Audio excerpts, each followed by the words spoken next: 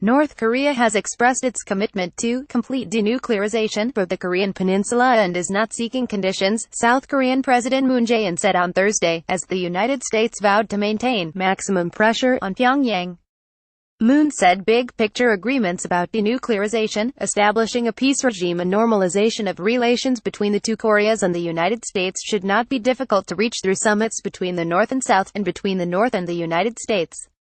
Read more. Donald Trump says he'll bail on North Korea meeting if talks not fruitful. I don't think denuclearization has different meanings for South and North Korea. The North is expressing a will for a complete denuclearization.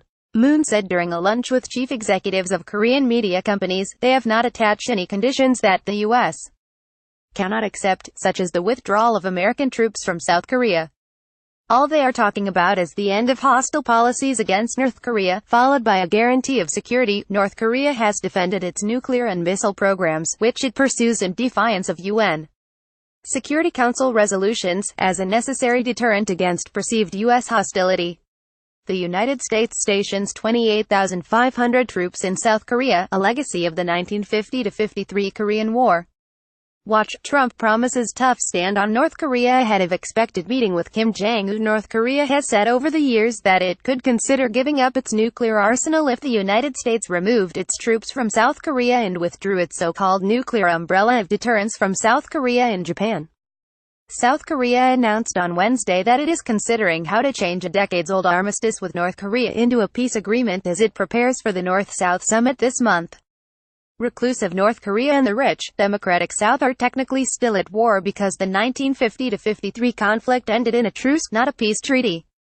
Read more. Donald Trump says good relationship formed in meeting between Mike Pompeo, Kim Jong-un. Moon said he saw the possibility of a peace agreement, or even international aid for the North's economy, if it denuclearizes.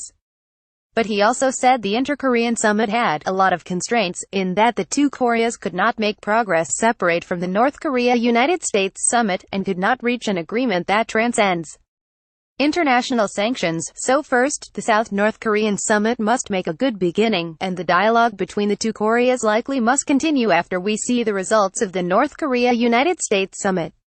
Moon said. U.S. CIA Director Mike Pompeo visited North Korea last week and met leader Kim Jong-un, with whom he formed good relationship. U.S. President Donald Trump said on Wednesday, ahead of a summit planned for May or June.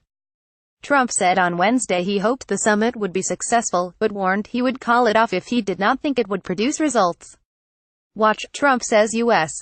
in meters and direct talks with North Korea ahead of summit with Kim Jong-un. Trump told the joint news conference with Japanese Prime Minister Shinzo Abe that his campaign of maximum pressure on North Korea would continue until Pyongyang gave up its nuclear weapons. The United States remains committed to complete, verifiable and irreversible denuclearization of North Korea, U.S.